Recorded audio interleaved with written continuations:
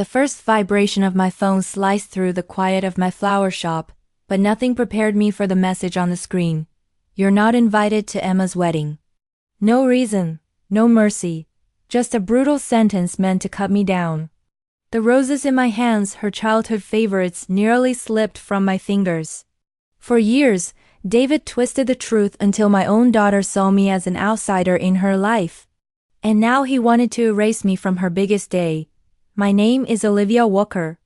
And the moment I read that message, I knew one thing: David had made a fatal miscalculation. The first vibration of my phone cut through the soft music drifting in my flower shop. And for a moment, I thought it was just another customer order. The morning light poured through the windows, catching on the petals I'd been trimming, making the whole place glow in warm shades of pink. I loved moments like this, quiet, gentle, peaceful. But the message I read shattered all of that calm in an instant. You're not invited to Emma's wedding. That was all David wrote. No greeting, no explanation, just that sharp cold line followed by another blow. We don't want you ruining her special day. My fingers trembled so hard. I nearly dropped the blush pink roses I had spent hours preparing. These were the exact roses I'd chosen months ago for the bouquet my daughter dreamed of since childhood. They were lovely, soft, delicate, innocent, so different from the cruelty in David's message. My name is Olivia Walker. And at 45, I never imagined I would live to see a day where my only child's wedding would go on without me. Not after I had quietly spent half a year making sure every tiny piece of it matched the dream she'd carried in her heart since she was a little girl. Sitting beside me in this very shop, I sank into my workbench chair, surrounded by the sweet perfume of flowers and old memories that suddenly felt too heavy for my chest. Emma practically grew up in this place. She would sit at the same wooden bench doing her homework while I arranged bouquets, her feet swinging beneath the chair, her small voice describing every detail of the wedding she hoped to have someday. The flowers, the colors, the dress, even the exact venue. "Mom, when I get married, I want peonies and roses everywhere," she used to say, her eyes sparkling like sunlight on glass. "And it has to be at River Oak Gardens. Promise we'll make it perfect." And I promised, I always promised, but that was before everything changed. Before David walked out on us for his 28-year-old secretary. Before he twisted the truth of our broken marriage into a story where he was the wounded hero and I was the unstable controlling wife who pushed him away.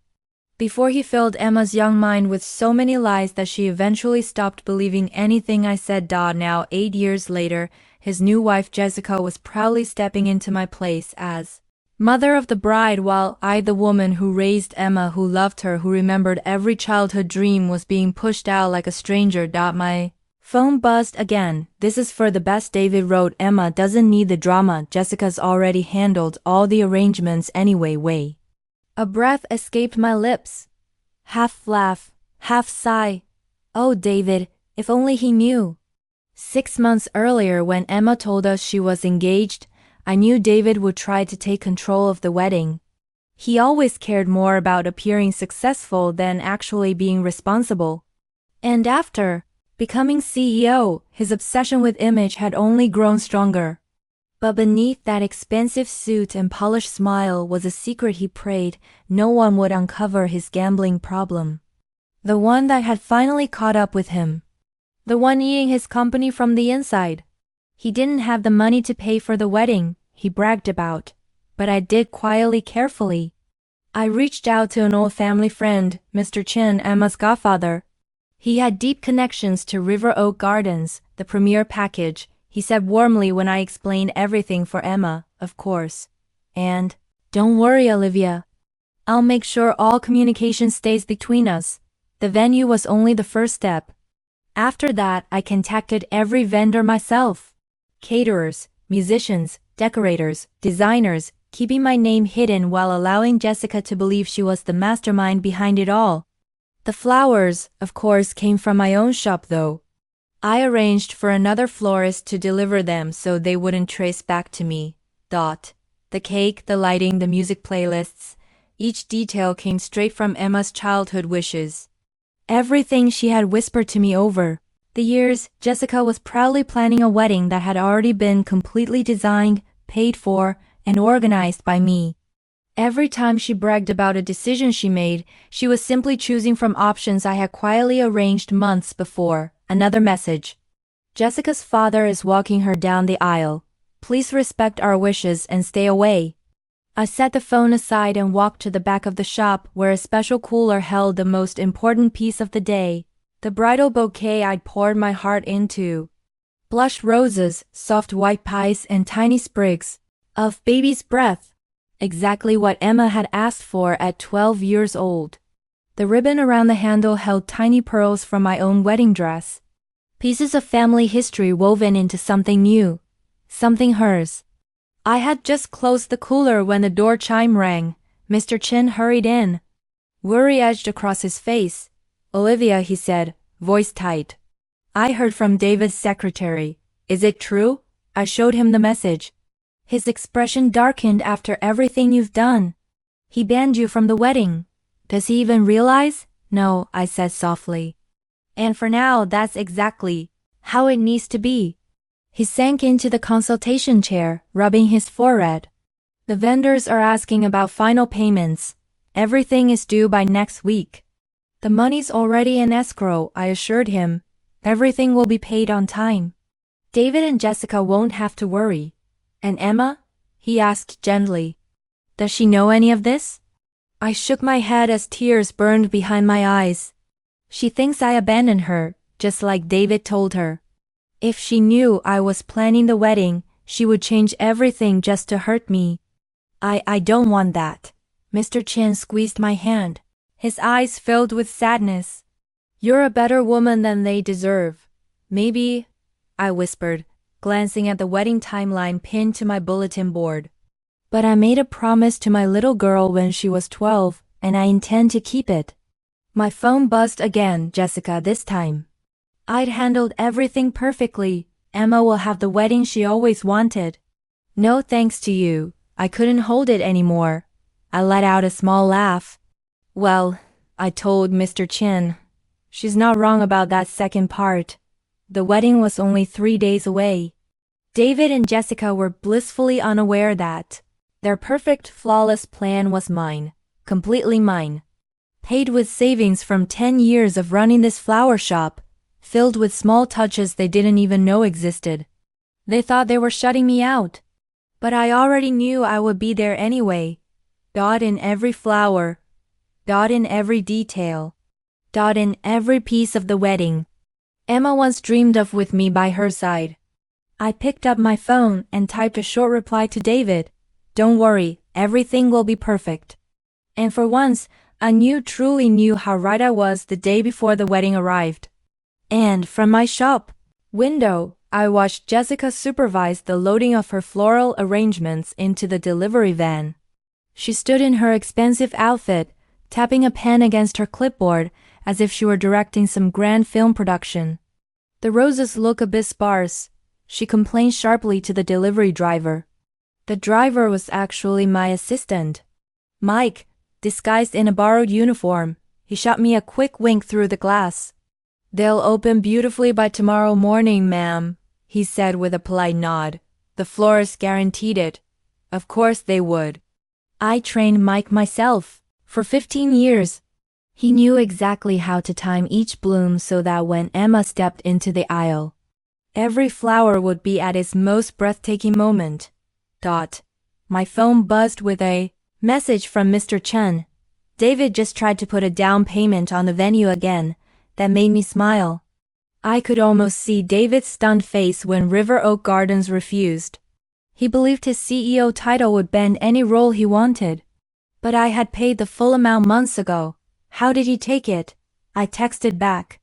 A second later, the reply came. Not well. Jessica's furious about dipping into their emergency fund. A pang of guilt hit me, but it faded just as quickly. This wasn't about punishing them. This was about giving Emma the day she always wanted. Just then, I saw Emma walk past my shop. My whole body froze. She paused at the window, eyes flicking over the display of roses. For a moment, I hoped she might come inside, but she didn't. It had been months since she last spoke to me. Not since that painful dinner where David announced loudly that he would pay for everything. A father's gift to his daughter, he'd said, puffing out his chest. Emma had turned to me with a cold, dismissive look. Well, it's not like you could help anyway. Mom, you're just a florist. Those words stung more deeply than she ever knew. But watching her walk past my shop now, not even glancing inside again, hurt even more.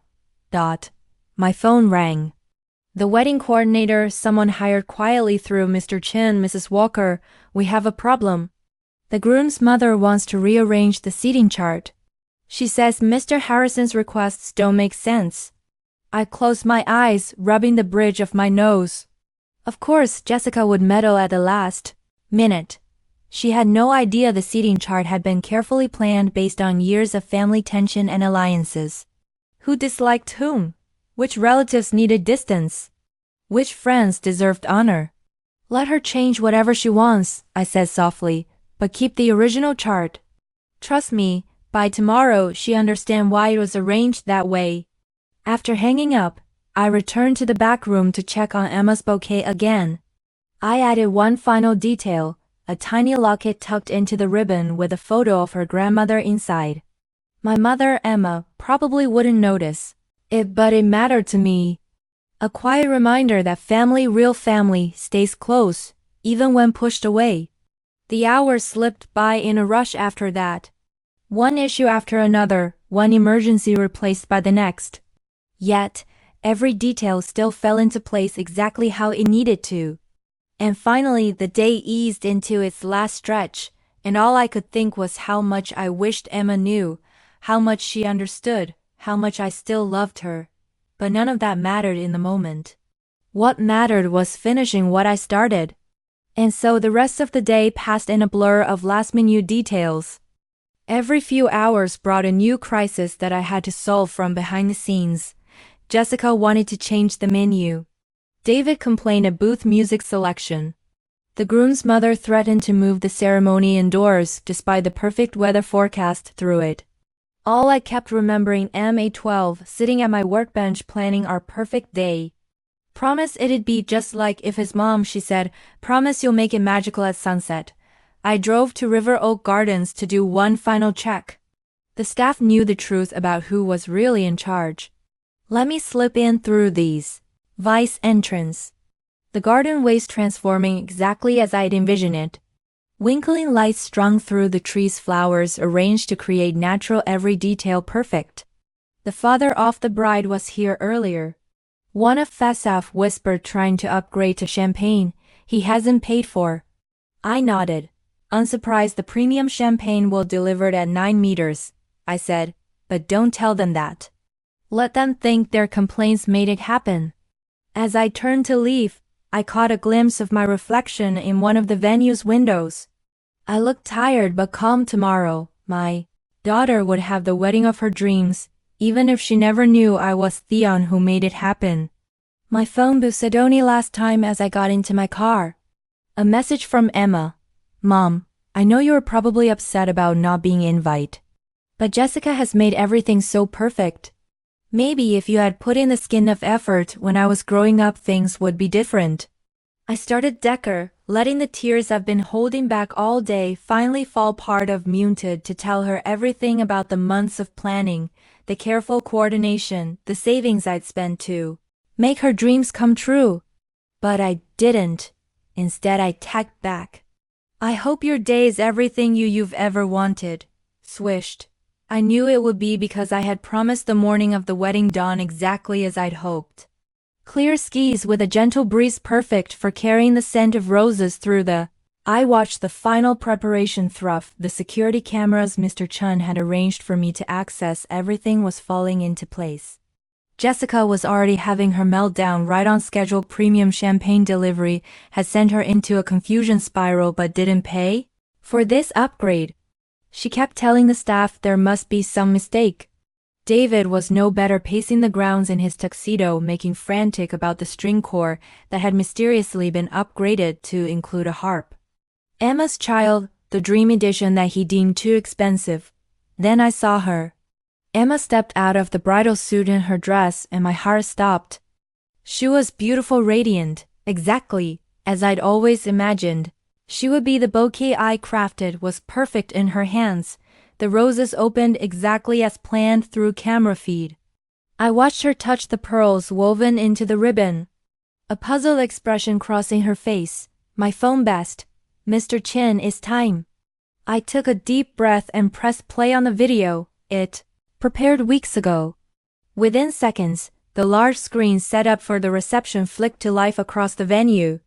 David and Jessica froze, staring at the image playing. It was Emma, at 12, sitting at me workbench describing her dream wedding. Mom promised it'd be just like Fisher. Young voice echoed through the pink roses, the pearls. The Harris playing Canon Indie. The video continued, showing snippet after snippet filmed. Over the years, Emma planning every detail of her future wedding while arranging flowers with me in the shop. Each element she described matched exactly what was now set up around them. Jessica's clipboard clattered to the ground. David's face had gone pale, but I was watching. Emma, who stood transfixed, looking from the video to her bouquet, finally noticing her grandmother's locket tucked among the roses. Her hands were shaking as she opened it, finding the photo inside and a tiny note I tucked behind. It promised to make it perfect, love, Mom, through the camera feed. I saw the exact moment understanding dawning her eyes. She looked around at everything. Theft flowers, the lights, the precarment she described as a child. Andy saw her begin to cry. Where's my mother? I heard her ask through the audio feed. Where's Mom? David stepped forward, his face a mask of forced calm. Emma, sweeter, let's not get distracted. Jessica arranged everything. No. Emma cut him off, her voice strong and clear. No more lies, Dad. These are Mom's roses. This is her work. I'd know it anywhere. Shaw held up the bouquet. No one else would know to weave pearls into the ribono. One else would remember the exact shade of pink I wanted. She turned to Jessica, who was stammering about contracts and vendors. You didn't plan this wedding, did you? Before Jess responded, Mr. Chung stepped forward. Nosh, didn't your mother did every detail, every element exactly as you dreamed it? Pay for everything. Months ago? The garden fell silent except for the gentle music of the harpist still playing Canon and DD, just as 12-year-old Emma had requested. The video of still playing on screens. Why? Emma's voice broke. Why would she do all this and not tell me? I stepped out from behind the garden trolls where I've been watching Bo deserve your perfect day. I stayed softly whether I was here or not. Emma turned, tears streaming down her face. For a moment, we just looked at each other. Then she ran to me, throwing her arms around me like she used to when she was Mole. I'm so sorry, Mom, she whispered, for everything. I held her close. Careful, Nato, wrinkle her dress. Don't be, sweetheart.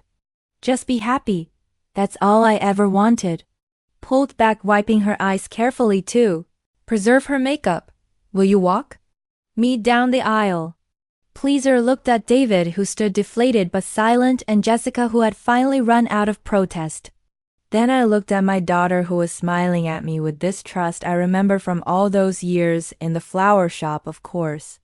I said, I promised to make this day perfected, and as we took our places for the ceremony, I caught Mr. Chan's eye. He quit grinning as he turned off the video screens. Their job done. The truth was out and my daughter was back in my arms. Sometimes the greatest revenge isn't about getting even. Sometimes it's about keeping your promises even when no one expects you to, even when no one knows you are doing it. I have promised my daughter a perfect wedding, and that's exactly what she got. The fact that I texted years of lies and manipulation was just a bonus that smelled like perfectly bloomed roses. Keep reading to see how a mother erased from her daughter's wedding rewrote the entire day.